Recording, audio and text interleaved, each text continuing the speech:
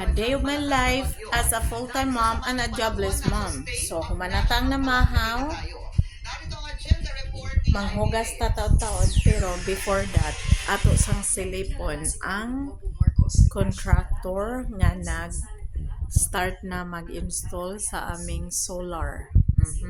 So, I convinced dad na magpalagay kami ng solar para unlimited aircon, unlimited heater when the time comes. Kung ma-winter, malamig dito sa baba. Kasi tiles.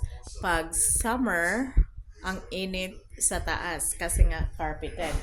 So, para makatipid, magpalagay ng solar. So, sisilipin natin. Doon ilagay sa gilid. Yeah, you're gonna put it there. Yeah, I go right there. You gonna go there? No, I go right Okay, so it's gonna be there. Yes. Oh, okay. Okay, Alberto, do you want me to move this so you have enough space? No, I'm okay. Oh, you're I'm good? Okay, yeah. Okay. Yeah. All right. Yeah. Because, All right. If I take my shoes off, can I use your room? Oh, yeah, sure. Not right now, maybe later. Yeah, you just knock this door here. Oh, okay. Yeah, just knock. Yeah, okay. Then I'll open it for you. Thank you. Okay. Okay, parang tapos na kasi wala nang nag-iingay. So, nasaan na yung solar?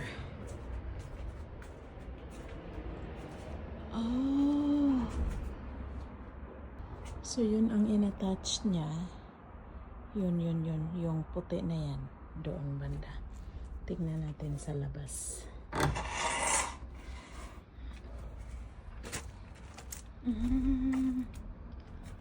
Yan. Papunta doon. At dito niya kinabit.